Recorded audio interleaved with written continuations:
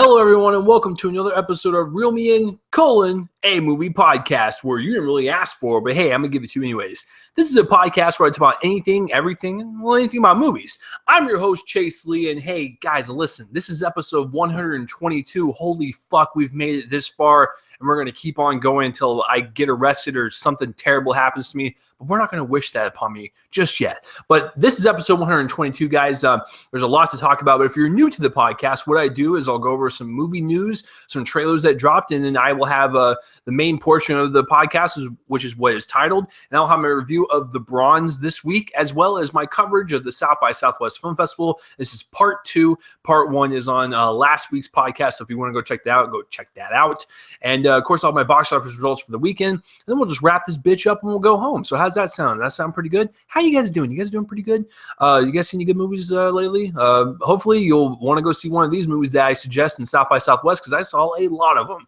So let's take care of some housekeeping. If you're listening on Spreaker, iHeartRadio, SoundCloud, or iTunes, and you want a video version of the podcast, link will be in the description below. You can see me flail around and stuff, and see my awesome looking posters in the background. Or if you're watching on YouTube and you want an audio only version and you don't want to see my fucking face, I get it. I totally get it. Link will be in the description below for you guys. So let's get this started. Episode 122. Let's get it on. All right. So let's drop into some movie news, some stuff that came out this week. There's one of them that I've got mixed opinions on, but we'll get to that one last, because I'm sure everyone wants to hear about that one. But as far as the other ones go, they're just pretty standard stuff. Indiana Jones, number 5 is coming. When Lucasfilm was bought out by Disney, Disney bought, essentially, they bought Star Wars. Let's call it like what it is, but they got Indiana Jones along with that deal. And the fact that they're going to come out with number 5 and kind of redeem themselves from the lackluster of Kingdom of the Crystal Skull, and Harrison Ford is going to come back, and Steven Spielberg is going to direct, and I think they said it's going to come out in 2019, I believe. That's kind of cool. Now, listen, I've never been a huge Indiana Jones fan. Listen, I think they're fun adventure movies, but I've just never been the type of person that just goes apeshit over it. But that's not a problem. You do that, and I'll go apeshit over other things. But I am excited. I'm very intrigued to see a 5th one with Harrison Ford. He'll be almost 80 years old, and he'll be in number 5 kicking ass and stuff. And I think it should be pretty fun. The only problem is a lot of people do not like the 4th one. I myself, I'm indifferent to it. I don't really care for it, but I understand why people hate it. Let's just hope that George Lucas is not involved with this one, because I'll guarantee you he was the one that, came up with all the ideas of, the nuking the fridge and the terrible gopher scenes and the Shia LaBeouf swinging in the monkey forest. So I don't know, man. As long as he stays out of it. George, listen, buddy, you got like $4 billion. Just go off on an island somewhere and just go live the rest of your life, man. It's okay. Like, we'll understand. So I'm looking forward to it as just something that, in a very popular franchise, I don't fanboy out over it, but I do get excited when a new Indiana Jones movie comes out. Even though they're not particularly my thing I grasp onto the most, I'm looking forward to it. So the next piece of news is that Anne Hathaway wants to do Princess Diaries 3. I don't know what I was going to comment on. I don't know what my commentary was going to be for this piece of news, but I can tell you this. Good for you, Anne Hathaway. Good for you. And all those people that love the first one and the second one, I guess, congratulations. You have a 3rd one coming along. So this is more for you guys. I could give 2 shits about it. But listen, if Anne Hathaway wants to go back to this franchise and get a little extra moolah in her bank account, so be it. People love these movies. I saw the first. I've seen the first 2. I saw the first one in theaters. It's fine. It's whatever. It's not for me. It's not my audience. But people seem to enjoy the franchise, so I'm sure people are looking forward to the 3rd one. I am just not one of them. The next piece of news is that the Batman v Superman R-rated cut. Now, I reported on this podcast like a few weeks ago that the R-rated cut was going to be on the Blu-ray. It was going to be the extended version, but we didn't know how much more footage was going to be in there. So Zack Snyder came out this week and he said that there's going to be 30 more minutes extra footage. Interesting. Now, I'm a huge fan of Zack Snyder. I think the only one that he has had a rough patch with is Sucker Punch. I think everything else is either good or great, in my opinion. I love Watchmen. I love Dawn of the Dead. I love The Legends of the Ga'Hoole. I love Man of Steel. I'm really curious about this cut because I'm going to go see Batman v Superman next Sunday. Super stoked for it. And it clocks in at 2 hours and 30 minutes. Now, with 30 more minutes extra added, you're looking at a 3-hour-long movie. Now, Zack Snyder is notorious for doing R-rated movies and notorious for doing ultimate director's cuts. I mean, look at Watchmen's director's cut.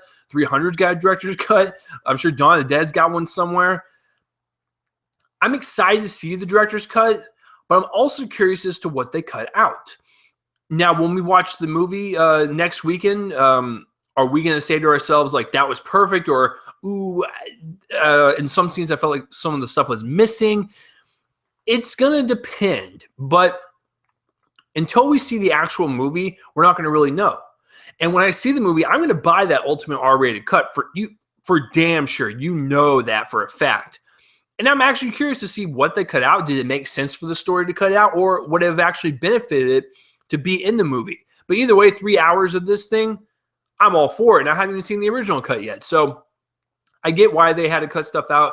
You got to bring it down to a PG-13 rating. It is Warner Brothers. That's what their model is. So I totally get that. But having an R-rated Zack Snyder cut with 30 more extra minutes, it makes me super stoked to buy the Blu-ray and just more excited to see it in theaters than seeing the director's cut and see what was different about it, what worked, what didn't. So I'm all for that. And the last piece of news, which is going to be, it's going to be a little longer topic than usual. All right, so Sean Parker, the creator of Napster, has come out with a streaming service that you can get in terms of movies that come out. So here's what the model is that you pay $150 for this anti-piracy box. You buy it, and then when movies come out, they will charge you $50 to watch it in your home. You don't have to go anywhere. You don't have to pay for parking. You don't have to, deal with the crowds or anything. You got to deal with whining children or fucking terrible people on their cell phones. You don't have to deal with any of that. You can watch it in your home. Now, a lot of filmmakers were for this. Steven Spielberg, Peter Jackson were for this. But then you have some that were against it, like Christopher Nolan and James Cameron. I'm kind of in the middle of it. Am I going to get it personally? No. I'm a part of that 1% in America, as well as you guys listening to this. We go see movies all the time. I see at least a movie a week, maybe two. My parents will see my parents see a lot more movies than they ever have, but like when we were children or like when we were teenagers, my parents maybe see 1 to 2 movies a year.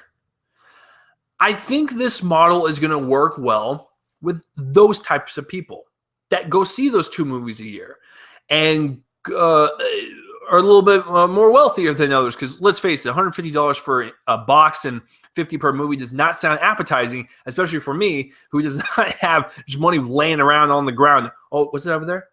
I thought it was a dollar bill, but it was actually some rat shit. So listen, I think this model will work well for families the most, because let's think about it. $50, if you want to take you, your wife, or your husband, and your 2 kids out to the theater, it's going to cost you a pretty penny just on tickets alone. On average in Dallas, a night ticket costs like $12, $13. So 12 times 4, we're looking at $48 just on tickets. Now, I myself don't get concessions. Like, I rarely get concessions at movie theaters. I usually don't tell anyone. Shh, I bring in my own stuff. But, families that go in there, they will pay a concession and stuff. That's an extra $20, $30. So you're looking at $70 altogether. $50 is actually a discount for them. So I can see families jumping on this opportunity.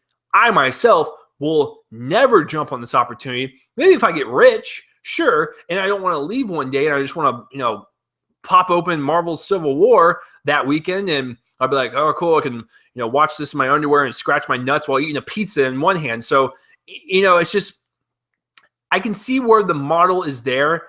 But for me personally, as someone that, I'm not saying like I'm in the weeds or anything, but I'm living Like, I pay my bills and I live in stuff, but I don't have that type of money to shell out on every single movie. I like going to the theater. I like having that theater experience and being submersed into that world. And even if the movie sucks complete asshole, at least I can enjoy myself on an entertainment level. There's just something about the theater that can never be beat. And I will always have that experience. I don't like staying home and watching movies. I don't. I like watching Netflix at home, like watching my TV shows and stuff. But as far as movies, I'm not a huge fan of it. I get distracted. And I like to just go to a theater, shut the whole world off, and just be submersed in this environment. Another positive I can see from this service is it's going to be like HBO, where if you have a new boxing match coming out or a new UFC fight coming out, and it's like $100, you pay that $100 and you invite some friends over and they kind of chip in. So if it's $100, you invite 9 other people over, you each pay about $10. That's not bad. It's about the equivalent of like a ticket to a movie theater or like an event or something. So that works out. So I can see positives in that as well. You just hold like a giant movie party. But in that regard, it's going to lose studios money, I guess. Like, how are you supposed to determine how many people can watch it all at once? Because when you buy the movie, you get like a 48-hour window, so you can watch it as many times as you want, I believe. Or maybe it's just once in that 48 hours. I forgot. But who's not stopping someone for paying that $50 and inviting like 30 people over to their house? You're losing so much money on those potential customers that can go see it by themselves and stuff. I don't know how this is going to work. I mean, I can see the positives with it. I can see the negatives of it. And the other negative is, I forgot to mention, this anti-piracy box, you might as well just throw that out of the fucking window. I don't care if you want to call it the ultimate gold edition anti-piracy box. These motherfuckers on the internet are more high-tech and skilled than ever before. I'm sure there's some random kid or some random country taking my videos on YouTube and slapping it on theirs on a website or slapping it on somewhere else, and I have no control over that. So there's people on the internet that can do crazy shit.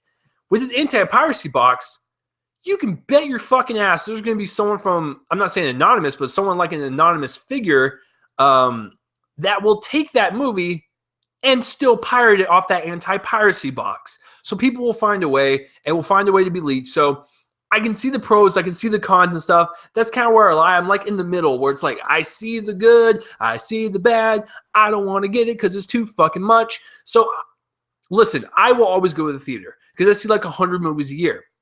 Some people that see like 2 movies a year, $50 on one movie is not bad then. It just isn't, because if I see like 1 to 2 movies a week and I pay on average $10 a ticket, if I see one movie a week, I'm paying $40 a month. Why would I want to pay $50 for one movie? Now, I have heard that one of the other perks is that you get 2 movie tickets to that movie so you can go see it again in theaters.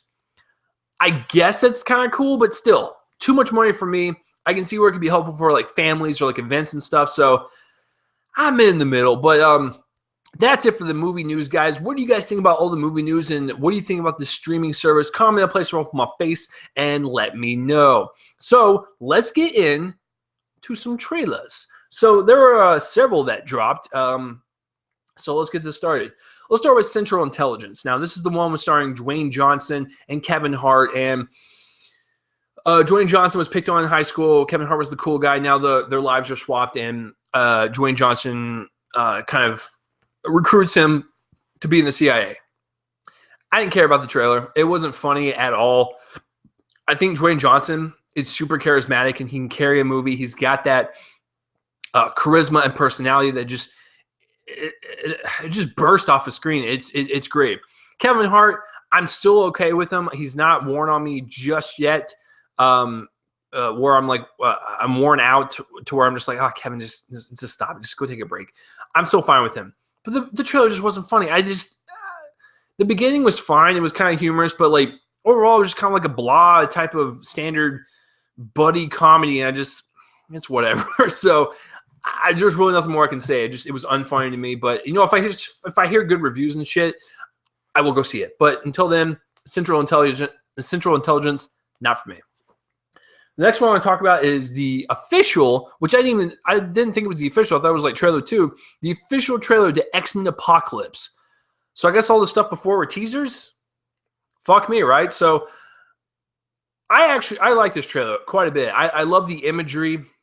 I love the way it looks. It looks so dark and depressing, and you kind of have to when Apocalypse is your villain. I'm excited to continue on this this trilogy, this pseudo trilogy of X-Men First Class, Days of Future Past, and now Apocalypse. It looks like the stakes are going to be raised. It looks like there's going to be some hell brought. It looks like people are going to die and shit. I love it. I love X-Men in general. It's a great franchise, so I'm excited to see this one to kind of like encapsulate all these years, which is like 16 years in the making, by the way, and encapsulate all this and just lay it out on the table and just give us a really grand kind of finale to this storyline and stuff. So everyone looks great. I love Fassbender and I love McAvoy's chemistry. I've always liked that ever since First Class, so I can't wait to see that back on screen. I just want to see New Mutants and Ty Sheridan. If you're listening to this, buddy, I'm so glad that I met you in person and took a picture with you, because now you're big and famous, playing Cyclops in X-Men Apocalypse. So he looks good. All the new people look good. I'm just excited. It's just it's another comic book movie I'm super stoked for. Batman v Superman, Marvel Civil War, and X-Men Apocalypse, and Suicide Squad, and Doctor Strange. Just like, we still have 5 more to go. It's tingling. But no, this trailer looks great. I cannot wait to see it. The next one I want to talk about is, okay, I have to look at my notes while reading this. Miss Peregrine's Home for Peculiar Children.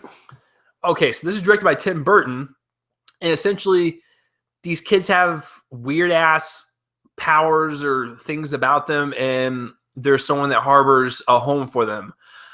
Sounds like a recent movie I just talked about. It sounds like X-Men for Kids, which is exactly what the trailer was. I never read the book, so I can't really judge off of the book. But what I can tell you is that the trailer looks exactly like X-Men Light, X-Men for Kids. Doesn't really intrigue me. I do like the imagery in it. It's got that weird kookiness that you would find in a Tim Burton movie, so it does have his flavor, his stamp on there, so I appreciate that. Doesn't intrigue me, but it looks like a bunch of kids might like this movie, and like I said, it's X-Men Light for sure. And like I said, some of the effects and some of the imagery and some of the characters were really cool and inventive and just super creative. But just for me personally, X-Men Light, not a huge fan. So the next trailer I want to talk about is Ben-Hur. Now, this is one of the bigger ones this week, and this is a remake of the classic Ben-Hur. And essentially, it's about a slave, trying to overtake his brother who is evil and shit. So it's like, a typical story of, 2 brothers going at each other and stuff. And I watched the trailer. I thought the trailer was okay. Now, there were some really cool shots, like at the very beginning with this really cool POV shot of the main character coming off the boat and stuff. I thought that was really cool. I like the chariot scene, because that's the one thing that's on everyone's mind. The chariot scene in Ben-Hur is a classic scene. The chariot scene in this trailer looks pretty good. Everything else was like, like they don't. It doesn't look natural. It doesn't look like they're fitting in the time. It just looks like a bunch of green screen and stuff, and nothing and no one looks like they actually fit there. It just looks like someone just walked onto a set and just started spouting off lines and just, I don't know. Not a fan of like the middle of the trailer. I like the beginning of it and I like the chariot scene, so that's really good. I gotta address this. Morgan Freeman's fucking dreadlocks. No, just fucking no. That does not fit that man whatsoever. Morgan Freeman has got gray hair and a gray beard. So when you slap some gray dreadlocks on, that looks like the most obvious wig I've seen in a film since The Big Short. Not a fan of that, but I like Morgan Freeman, so we'll see. But overall, this is kind of like a meh trailer with some shining spots of it, but there's a lot of people, cutthroat in this trailer, and they're just, it is DOA for them. So I don't know. What do you guys think about this trailer? Any trailers I've talked about so far? Comment in the place where my face and let me know. The next trailer I want to talk about is let's go with the Shallows. Now, this was just a teaser, and Blake Lively is stuck on this kind of little mini mountain of rocks in the middle of like a shallow type of lake area, and she has to get to shore because her leg is like, I think, broken or whatever, and she can't because there are sharks. That's about it. I mean, it's just a teaser trailer. It kind of gets you in the mood. I'm looking really forward to this. I'm a sucker. I don't care what it's about. It could be about a person trying to escape a porta potty. I would go see it.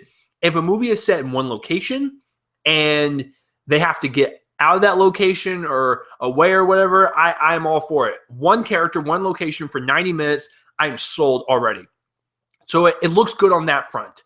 And I haven't seen a movie where Blake Lively has wowed me. I got to be honest. And I think this movie will be a testament, because if you have to carry that movie by yourself and you do a great job, well, shit, then you are a great actress, in my opinion. So this director probably casted her for a reason. She was probably the best one in the audition room. And you kind of have to trust them and go for it. Because when you make a movie about one person in one location for 90 minutes, that person's got to be compelling. And if they chose Blake Lively, I trust them. And I can't wait to see this movie. I'm a sucker for those types of movies. I'm interested to see what happened before she got there. Is she going to make it off? There's a lot of intrigue and mystery there to where I am sold right off the bat. And it's also really funny that she's doing this movie because her husband, Ryan Reynolds, he did a movie similar called Barry, where he was stuck in a coffin for 9 minutes. That movie's spectacular. So it'd be pretty great if The Shallows was awesome.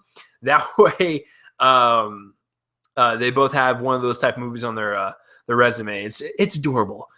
Relationship goals, right? So The Shallows looks really good.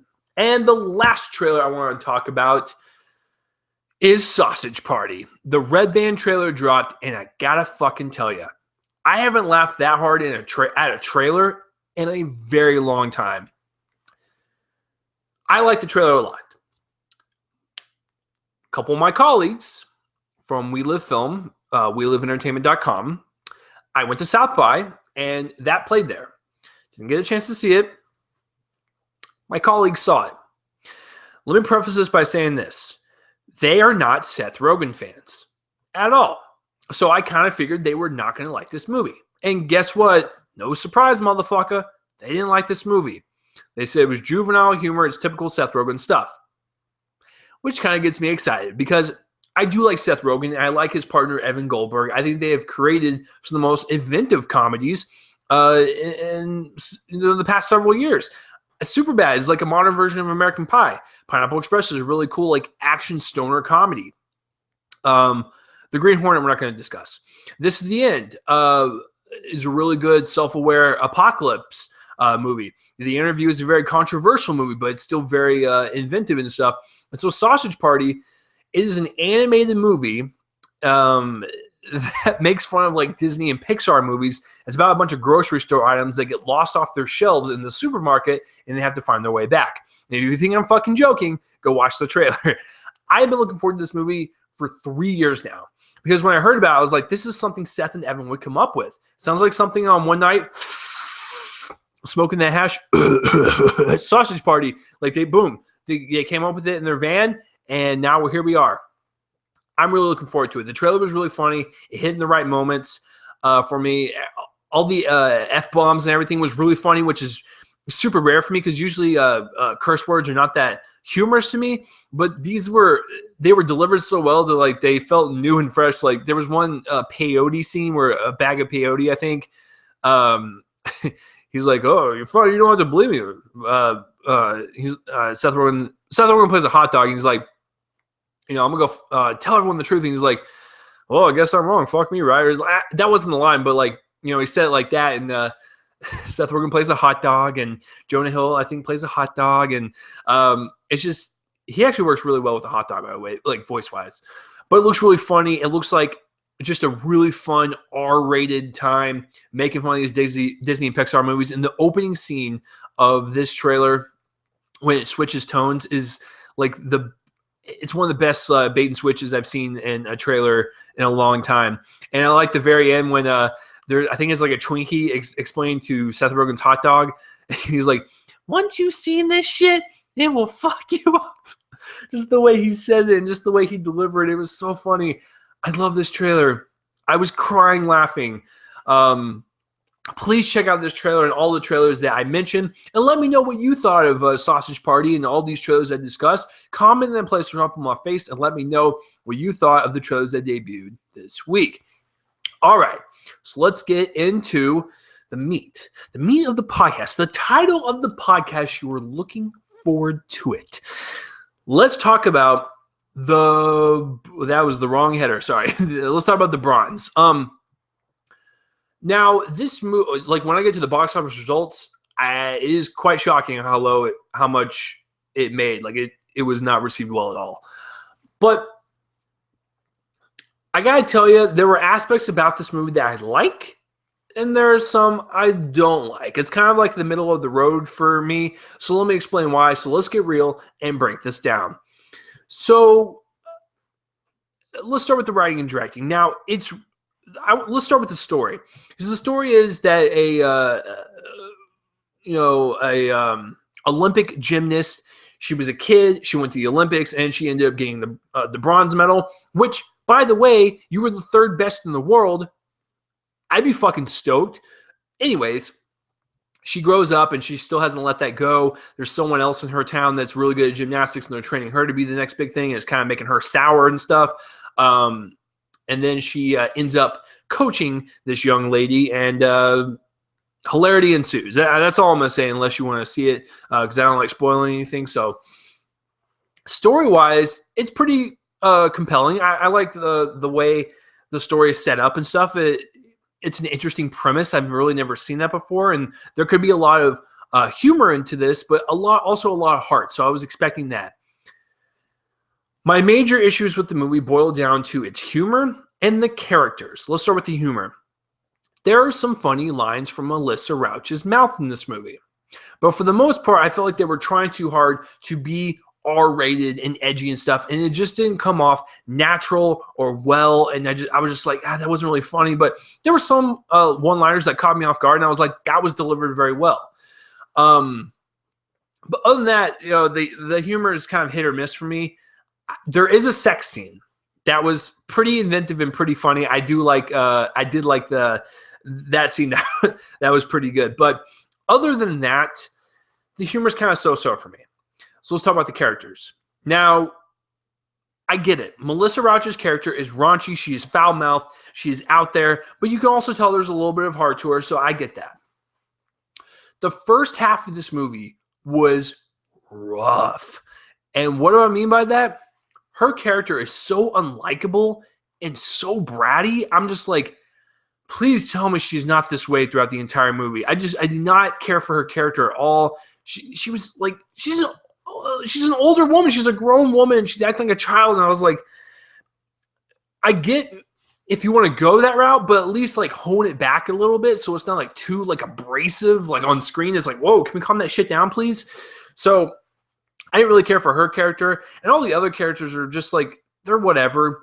And some of them are extremely unlikable. I mean, I get that. That's the way they're written, but just on a personal standpoint, there's some unlikable people in this movie. I just want to punch them in the face. But as far as her character goes, it didn't hit me until like second half of the movie where it was kind of growing on me. She was like a back mole where I was like, it's there, it's kind of annoying. And then I just got used to it because I'm never going to get rid of it. So I actually enjoyed her character in the second half, and her character grew a little bit towards the end where I was like, why couldn't that be the whole movie? So it was kind of like a bait and switch for me in terms of like the first part of it. I was like, why? But then the second part, I was like, I was on board with it and stuff. So that is my main issues with the stories and the characters and the humor and stuff.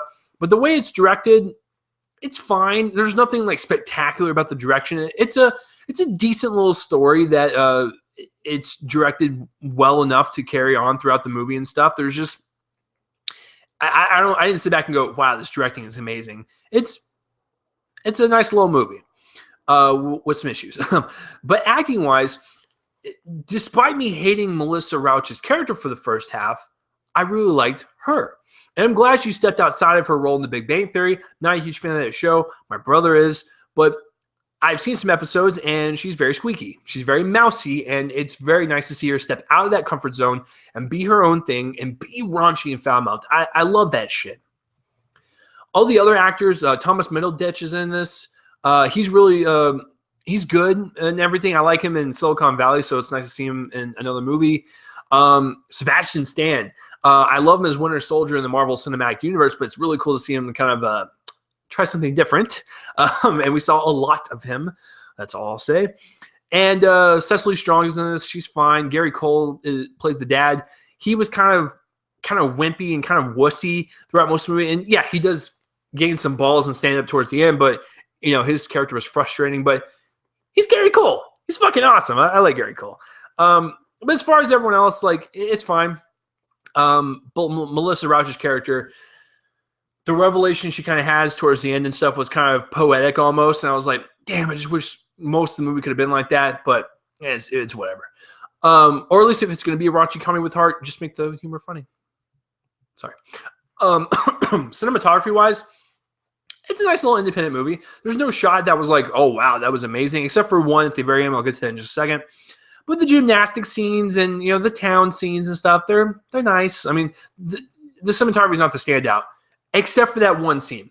There's a scene at the very end where it kind of like dollies in on her character, like super slowly across the gym mat and goes up to her face. And that was kind of like the one shot that encapsulated her character in one shot, and how alone she felt from this world and felt like no one really appreciated her and stuff. And, you know, she kind of just, you know, going back through her old memories and stuff and be like, man, I could have done that better. And like, I needed better myself and stuff. It was kind of like one of those revelation moments. Like I said, it was beautiful. I like that. It was, like I said, it was very poetic for her character.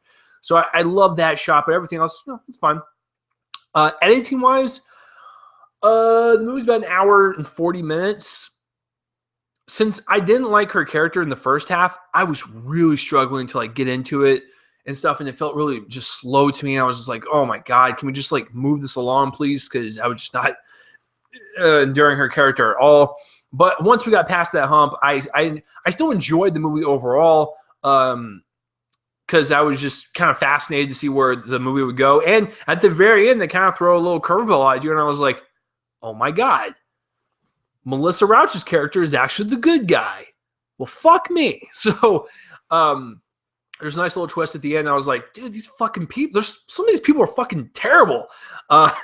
So yeah, overall, I would recommend this movie, but it's not one of my favorites of the year by any stretch of the imagination. But I do like Melissa Rauch. I want to see her do more characters like this. She wrote this with her husband, and I think it was a nice little story. I wouldn't mind seeing another movie that they write together. She was fine. The movie was so-so. It's got some really good moments, but for the most part, the humor doesn't hit with me, and the first half was kind of unbearable. But I still will recommend it because I still think it was kind of refreshing and unique a little bit to focus on the bronze medalists of a Olympic winner. So I'm going to give the bronze a C+.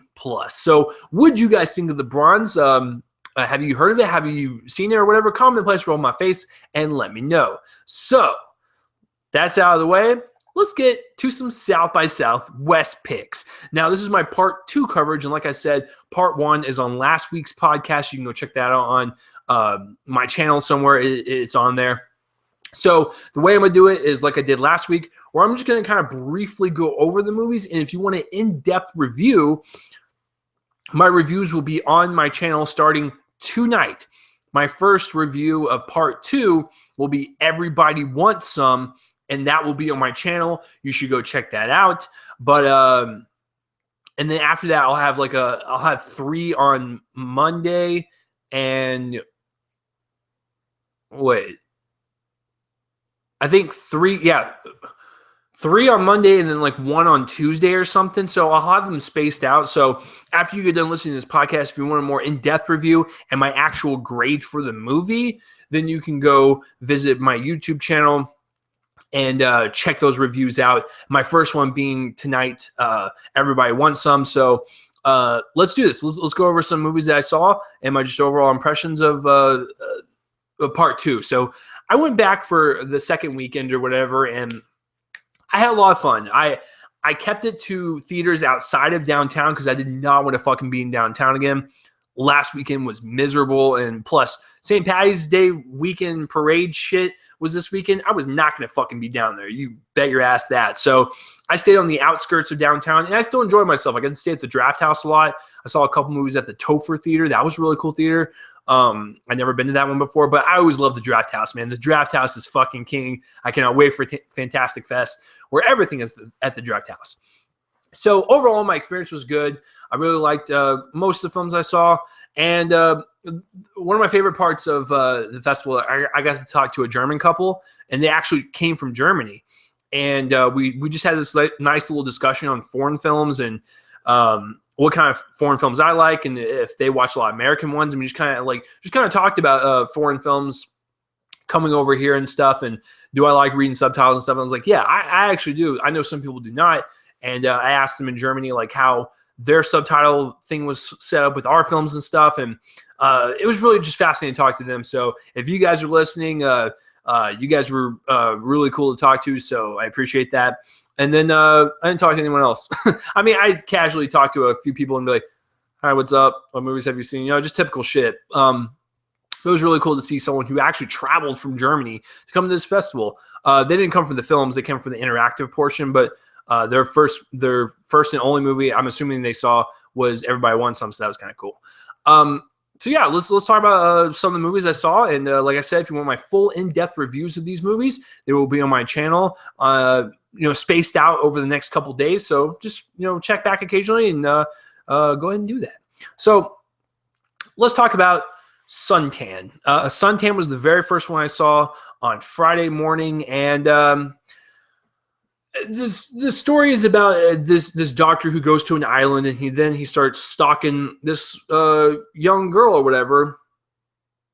The movie's got its attributes about it that I really like. I really like the cinematography. It's beautiful. The way it's directed is actually really good, and the acting is really good, but the story is very repetitive, ultimately kind of pointless in the end. I didn't really care for the anticlimactic ending. Some of the characters were stupid. Some of them were very unlikable, and I was like, why the fuck are you even going after this person? The main character, who is, the stalker or whatever, he's the clinger. There's nothing explored about his character. He's very one-dimensional. There was nothing more about him. It was just like he was there doing these things, and I was like, I want to know more as to why he's thinking this way. But yeah, overall, the filmmaking and the technical outweighs the story and the characters for me. So that is my opinion on that one. And it's a Greek film from Greece, and that was my first Greek film, and I want to see another one now. So yeah, so that was the first one. The next one I saw was Born to be Blue, and now this movie is based on Chet Baker's life, and it focuses on his comeback in the late 60s. He's a legendary jazz musician and stuff, and he's played by Ethan Hawke. Now, this movie, Ethan Hawke was the best thing about it. Everything else was kind of mediocre, kind of like, meh, it was fine. It felt like Ethan Hawke was so good that he was surrounded by just kind of an average movie. So that's the way I felt about it. It's a really heartbreaking, soul-crushing tale on addiction and just what it can do to someone and what it can do to the people that you love. And Ethan Hawke he's amazing in this movie. I've always liked him. But at the beginning of this movie and at the end of this movie, he is outstanding. So I would really suggest and highly recommend Born to be Blue. It was a really solid movie. I liked it quite a bit. So if you want to check out my review and my score for that, like I said, YouTube channel next couple days. Next one I want to talk about is Richard Linklater's documentary, Richard Linklater, Dream is Destiny. Now, I'm only going to briefly talk about this because you can only talk about this for so much. This is a documentary on Richard Linklater's life. If you are a fan of this filmmaker, you'll want to check this out because I think you will really find it enjoyable and just kind of to see the progression of this filmmaker who is a really strong indie presence, just kind of go throughout his life and stuff. And it's just really fascinating to see this guy who has kept to his core independent values, even though he's done studio films, and just really he keeps going, man. Like, he's very passionate and he's very driven to do his stuff. And so I would recommend this one if you're a fan of Richard Linklater. It is definitely a love letter to him, which is not a problem. It just doesn't make for a very compelling documentary. But as far as like if you're a fanboy of him like I am, I really enjoyed it. It was a very solid one. So next one is Everybody Wants Some, which will be my first review on my YouTube channel later on tonight. So check that out for my full thoughts. What I can tell you is that this is a quote-unquote spiritual sequel to Dazed and Confused, and I love this movie quite a bit. It's a very relatable and relevant type of story that most people have been through when they go to college. It's a very poignant and funny look on these characters who are just trying to find themselves and just find their footing and be a part of something in college. Because that's what college is all about, is finding who you gel with, discovering who you truly are, and be yourself, and you run with it, and you stay that passionate throughout your life and stuff. Maybe I'm looking too far into it, but that's what I saw in it. And Richard Linklater creates really compelling characters to where there's like 10 dudes in this movie, yet every single one of them has a distinct personality, and you can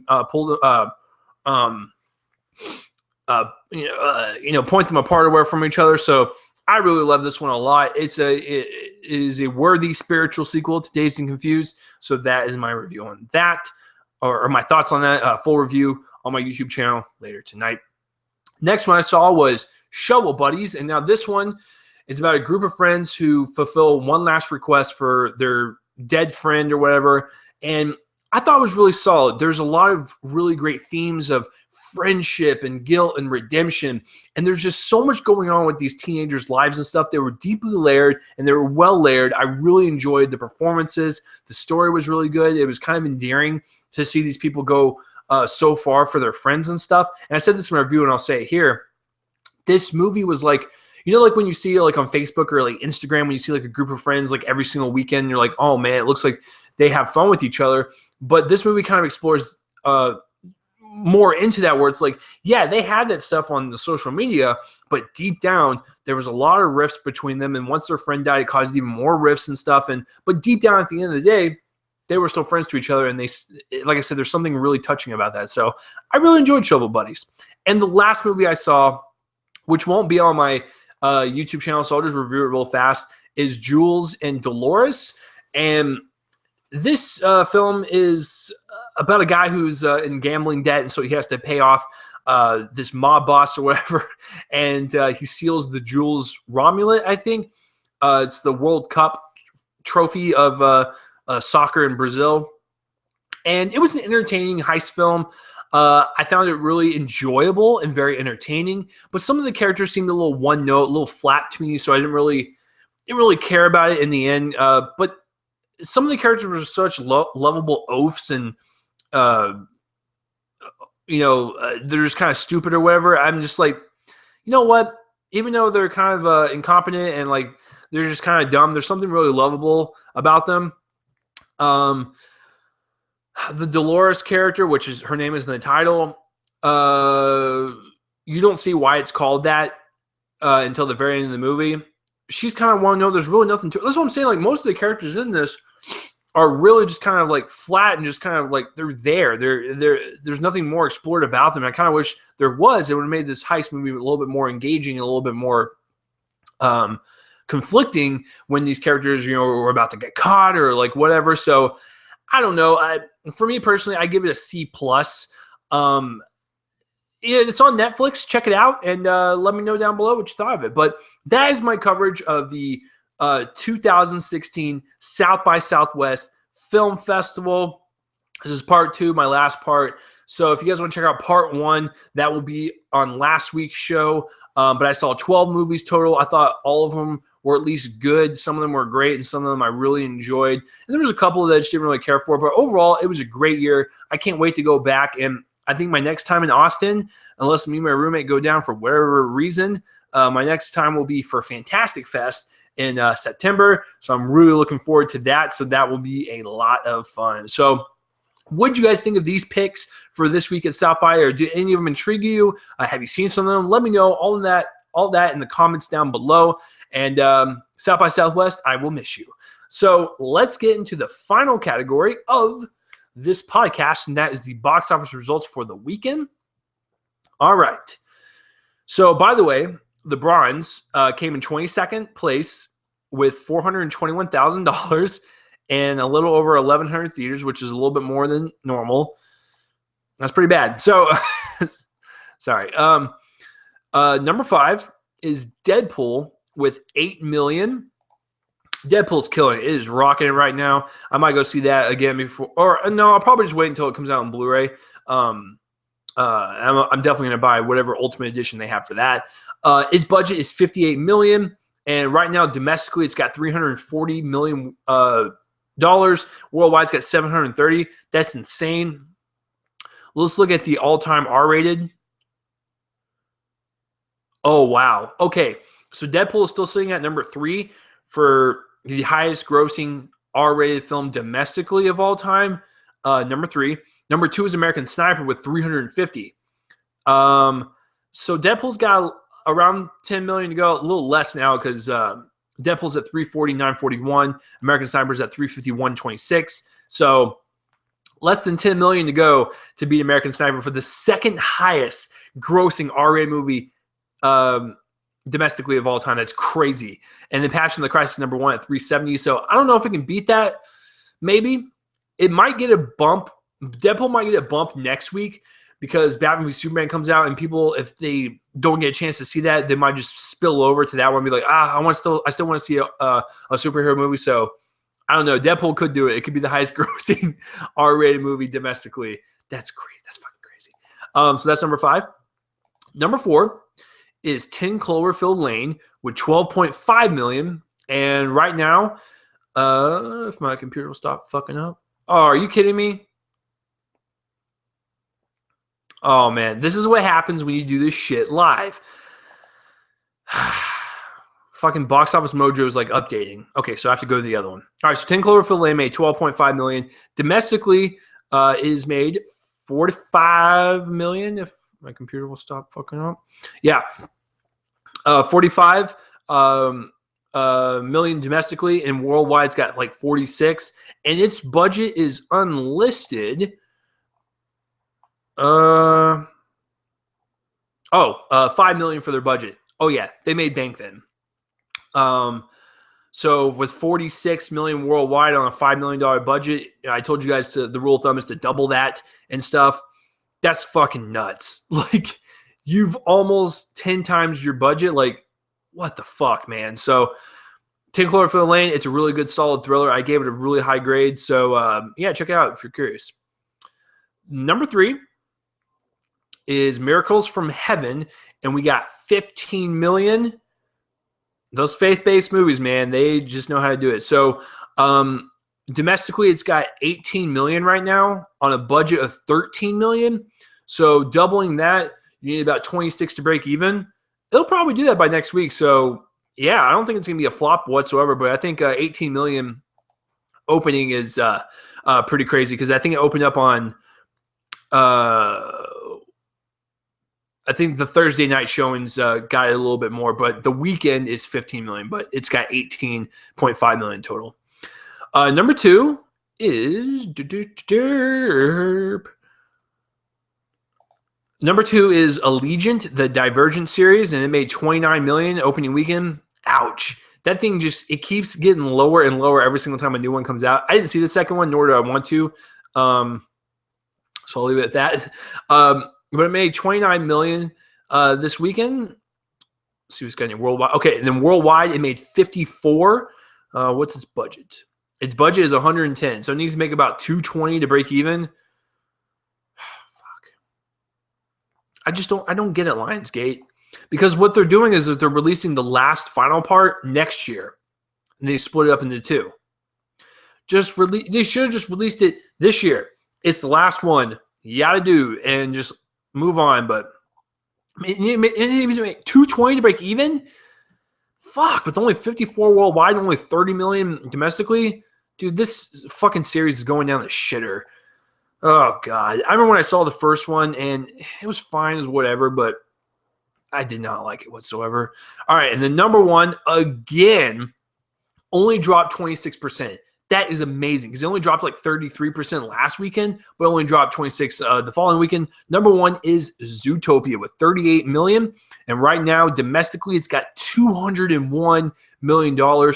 Worldwide it's got 504 on a budget. The budget is unlisted on this one, so I'm going to take a guess that this movie probably costs like anywhere from 120 to 150, and then maybe that includes marketing. So I'll say 150 tops with marketing and the production budget of it. And the fact that it's made 500 worldwide is insane because I told you guys the rule of thumb is that you need to double the budget. So let's just assume that it needs to make about 300 million to break even. It's doing just fine. And Zootopia is a perfect movie in my opinion. I absolutely love that movie. There's a lot of good movies coming out, guys. So go see some movies. That's it, guys, for this episode of Real Me and Colin, a movie podcast. I want to thank you guys for tuning in and listening for my review of the Bronze and my coverage of South by Southwest Part 2 and stuff. If you are listening on Spreaker, iHeartRadio, or SoundCloud, or iTunes, and you want a video version of this podcast, link will be in the description below. If you're watching on YouTube and you want an audio-only version of this podcast to go take with you on the road or whatever, link will be in the description below. And if you guys want to follow me on Twitter, it's right here on the handle. On YouTube, it's at Real Chase Lee, REEL, Chase Lee. My YouTube, all that shit will be down in the links in the description below. The intro and outro music is done by my friends band Fervent Roze. Check them out. They're pretty damn cool. They're blowing up in Dallas. So that will do it, guys. Episode 122 is in the bag. And now next week on episode 123, you can bet your sweet fucking ass that I'm going to be reviewing Batman v Superman Dawn of Justice. That will be the main focus of next week's show. But of course, I'll have my movie news, the trailers, and the box office, etc. But that will be the main review I will do next week. We'll dive into it. We'll talk about it. Now, it will be spoiler-free, so I won't ruin anything for you guys. But hopefully, you guys will come back next week for episode 123 to talk about some Batman v Superman. So I'm Chase Lee, and this has been another episode of Real Me and Colin, a movie podcast. Have a good day, good night, whenever the hell you're listening to this. You guys are fucking awesome. Go watch some movies. Hopefully some of my South by Southwest picks intrigued you. You guys keep this thing going, man. So I will see you guys next week for Real Me and Colin, a movie podcast. And hey, listen, if you listen to this entire thing and you were not a movie fan, well, hopefully I convinced you to be one. See you guys next week.